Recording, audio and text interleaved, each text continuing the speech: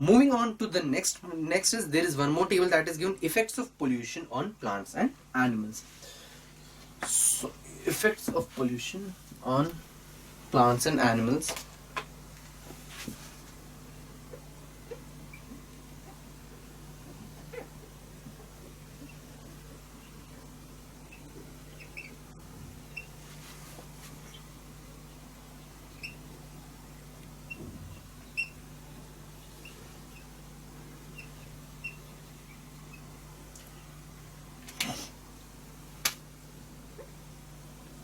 Okay अगर हम plants की बात करें, सबसे पहले तो प्लांट पोल्यूशन की वजह से जो सबसे पहली चीज होती है वो होता है स्टोमाटा प्लांट का बंद हो जाता है. स्टोमाटा कहाँ प्रेजेंट होता है? लीव्स के अंदर. स्टोमाटा हेल्प क्या करते हैं? Stomata helps in the process of photosynthesis, isn't it? So choking of stomata,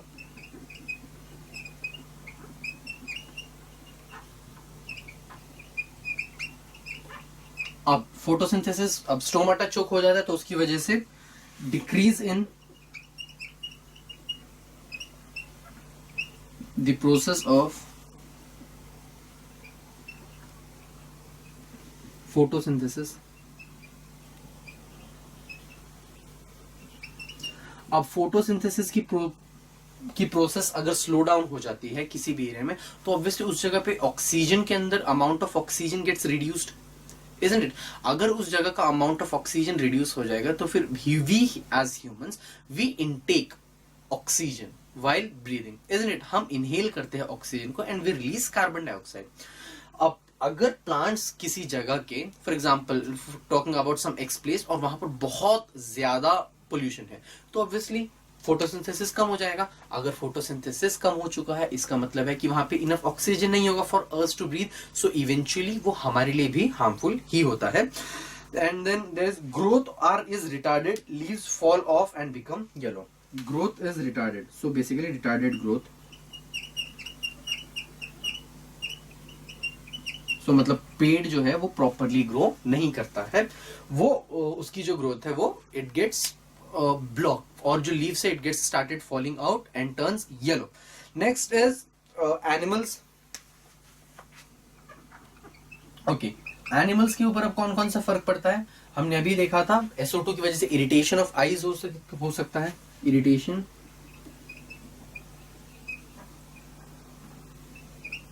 in eyes, और बहुत सारी रेस्पिरेटरी प्रॉब्लम्स देखी. सो डायरेक्टली लिख देते हैं रेस्पिरेटरी प्रॉब्लम इन रेस्पिरेशन.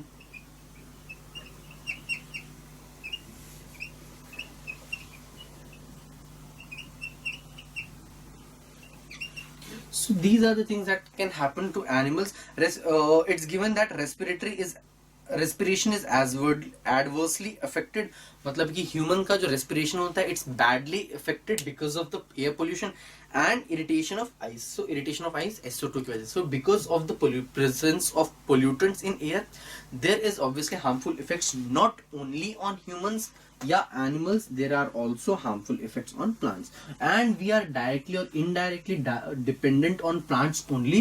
तो plants अच्छे तरीके से ग्रो करे उसके लिए पोल्यूशन का किसी भी रीजन में बहुत कम होना बहुत जरूरी होता है, isn't it? Because we are directly or indirectly food chain के अंदर प्लांट्स एक बहुत इंपॉर्टेंट रोल प्ले करते हैं, isn't it?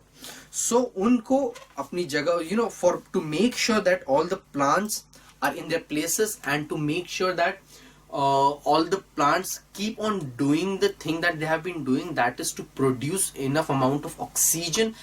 तो उसके लिए प्लांट्स की पोल्यूशन का कम होना बहुत जरूरी होता है, because pollution directly impacts the amount of photosynthesis in any plant. Okay, moving on to the next, effects of air pollution on plants and animals. Okay, we have already discussed it. Okay, now effects of air pollution on environment. There are two effects of environment, of air pollution on environment. First is depletion of ozone.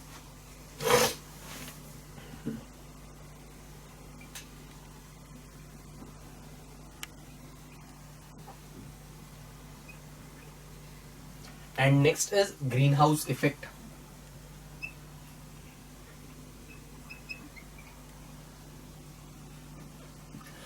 Depletion of ozone की अगर एक बात करें, stratosphere के अंदर एक layer होती है अबाउट अर्थ की सरफेस से 48 kilometres above there is a layer which protects the harmful UV rays या ultraviolet rays of sun to enter into the earth atmosphere.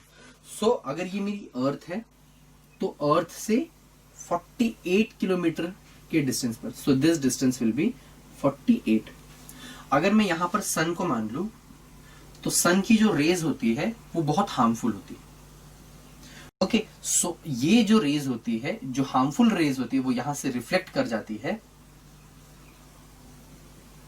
और सिर्फ जो गुड वेव्स होती है, गुड रेज, वो ही इन्वायरमेंट तक पहुंचाता है. That is the role of ozone layer. Now अब ओजोन लेयर का depletion can cause because of the presence of pollution. Now there is an element जिसे हम CFC क्लोरोफ्लोरोकार्बन के नाम से जानते हैं. Because of increase in product pollution, जो क्लोरोफ्लोरोकार्बन है उसका अमाउंट बढ़ जाता है. अब क्लोरोफ्लोरोकार्बन जो है उसका काम होता है ओजोन लेयर को डिप्लीट करना. सो because of the depletion of ozone layer what can happen, the harmful rays, the harmful UV rays and ultraviolet rays will reach directly to earth surface. अगर harmful earth जो rays है sun की वो directly earth surface पे आएगी, so obviously we will get contacted, we will get affected, क्योंकि हम तक directly harmful rays पहुंचेगी. And there are various kinds of skin diseases that can be caused because of those harmful UV and ultraviolet rays. So talking about what they have given in your textbook, it protects the living world of earth from ultraviolet rays radiating from the sun. किसकी बात चल रही है? Ozone layer की. It protects the living world of earth from UV rays and of radiating from the sun. However, nowadays ozone layer is getting depleted due to following reason. अब ozone layer के depletion का reason कौन सा होता है? First is green house effect. अब ये हुआ इसका फर्स्ट रीजन. ठीक है, ग्रीन हाउस इफेक्ट अब क्या होता है? Greenhouse effect basically takes place due to the increase of carbon dioxide in air. हमारे एयर के अंदर, I told you, carbon dioxide अगर एक लिमिट के अंदर रहे तो बहुत अच्छी गैस होती है, बिकॉज ऑब्वियसली हम एक्सेल करते हैं and plant needs carbon dioxide. But the moment the amount of carbon dioxide starts getting increasing, तो greenhouse effect starts taking place. Now because of what happens in greenhouse effect के अंदर जो is basically the process of increasing the amount of carbon dioxide can be called as greenhouse effect. अब greenhouse effect की वजह से जो temperature है अर्थ का, it starts expanding, इंक्रीजिंग. तो उसकी वजह से टेम्परेचर इंक्रीज होना शुरू हो जाता है, जिसकी वजह से अगेन ग्लोबल वार्मिंग की प्रोसेस शुरू हो जाती है. Though carbon dioxide is present in very less quantity in atmosphere, it plays a very important role of absorption of solar heat. So carbon dioxide जो है उसका काम क्या होता है? कार्बन डाइऑक्साइड के पास एक स्पेशल प्रॉपर्टी होती है that it can absorb heat. अगर कार्बन डाइऑक्साइड बढ़ेगा हमारे एटमॉस्फेयर के अंदर तो the amount of particles that can absorb heat will increase. अब हमारे पास ऐसे बहुत सारे पार्टिकल्स हैं जिन्होंने हीट को एब्जॉर्ब किया हुआ है, तो उससे क्या होता है? टेम्परेचर इंक्रीज होता है. अगेन उससे क्या हो रहा है? It's leading to the increase in temperature of atmosphere. Now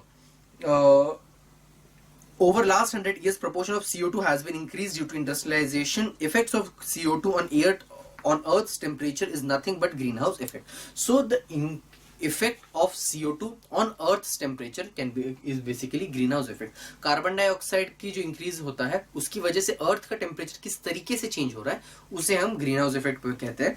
similarly to CO2, nitrous oxide, methane, CFC also trap in heat. Collectively these are called greenhouse gases. अब greenhouse gases कौन सी होती है?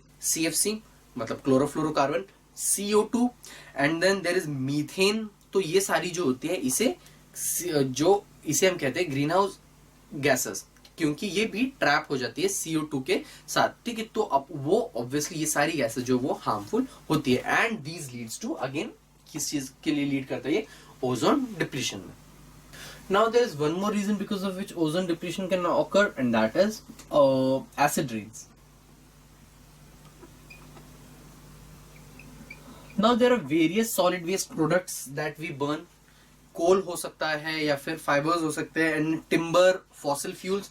सो while we burn fossil fuels और coal etcetera, तो उस time पे there are some gases that are released. It could be SO2 या फिर NO2, so sulphur dioxide, nitrogen dioxide etcetera. तो ये सब चीजें बर्न रिलीज होती है. नाउ दीज गैसेस, अगर these gases reacts with the falling water during rain.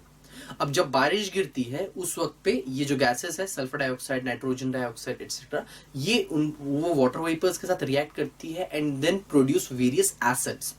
अब SO2 जब रिएक्ट करता है वाटर के साथ तो वो सल्फर डाइऑक्साइड बना देता है, सॉरी H2SO4 सल्फ्यूरिक एसिड बना देता है. जब NO2 रिएक्ट करता है वाटर के साथ तो HNO3 नाइट्रिक एसिड बनाता है. तो अब इससे क्या होता है, जब जो वाटर गिर रहा होता है उसके अंदर ये गैसेस रिएक्ट करके वेरियस एसिड्स को प्रोड्यूस करता है and the rain falls in the form of acids. तो इसे हम कहते हैं एसिड रेन. ओके, अब एसिड रेन के नुकसान क्या क्या हो सकते हैं, इफेक्ट्स क्या क्या हो सकते हैं. Obviously first of all acid rain जो है, प्लांट्स आर गोइंग टू, अब वो बारिश के फॉर्म में हो रहा है, लिक्विड फॉर्म में, plants are going to intake those things. Okay, plants जब उन चीजों को इनटेक करते हैं तो कुछ हेवी मेटल्स भी होते हैं जैसे कि कैडमियम एक्सेट्रा, तो प्लांट्स उन चीजों का भी इनटेक कर लेते हैं and obviously we are indirectly dependent on plants. तो जब प्लांट्स को हम खाते हैं या फिर जो एनिमल्स प्लांट को खा रहे हैं, if we are eating them, तो फिर वो प्लांट, वो जो कैडमियम है या हेवी मेटल्स है वो बेसिकली हमारी फूड साइकिल के अंदर एंटर हो जाता है, which is obviously not good for health. ये हुई पहली चीज. दूसरी चीज, अगर एसिड रेन किसी सी बॉडी के ऊपर हो रही है तो उसके अंदर बहुत सारी फिशेज होती है, तो उन फिश को या एक्वेटिक लाइफ को बहुत इम्पैक्ट पड़ता है, हार्मफुल इम्पैक्ट्स होते हैं because the water body gets acidic in nature, और ऑब्वियसली लिविंग ऑर्गेनिजम्स को एसिडिक नेचर में रहने की आदत नहीं है, so it produces various harmful effects on them. Then plant absorbs heavy metal such as cadmium and mercury indirectly enter the food chain. ये तो I just told you. Solid and water body become acidic, thus cause harm to resistant animals and plants. अब water bodies acidic हो जाती है and soil also gets acidic. बारिश सिर्फ पानी में नहीं होती, obviously it also takes place on land. तो अब वो जो एसिडिक रेन जब जमीन पे गिरती है तो सॉइल भी एसिडिक हो जाती है. तो ऑब्वियसली उसके आगे के जो हमें क्रॉपिंग करनी हो तो उस टाइम पे या तो जो भी ग्रो हम करेंगे वो एसिडिक, उसके अंदर उसके एसिडिक नेचर्स आ जाएंगे, या तो फिर वो चीज कोई भी अगर हमने ग्रो की है वो ग्रो होगी ही नहीं because of the acidic nature of the soil. तो उसके लिए हमें again we have to work accordingly. तो acid rain is also not something that is very good for our environment and is one of the reasons of the pollutions. तो sorry, one of the causes of heavy pollution जिसकी वजह, ठीक है. तो इसलिए हमें green house effect और acidic rain को कम से कम रखने की कोशिश करनी पड़ेगी. और उसको हम कैसे कम रख सकते हैं? By producing minimum amount of pollution that is possible.